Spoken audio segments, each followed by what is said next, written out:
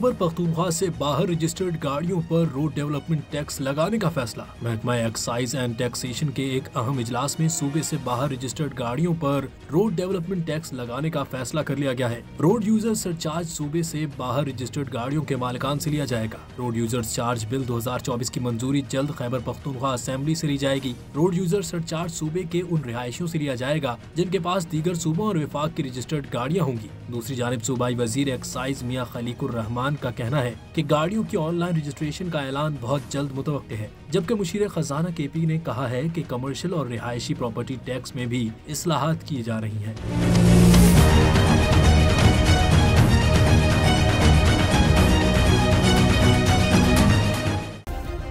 Subscribe करें और bell दबाएं ताकि कोई खबर रह न जाए।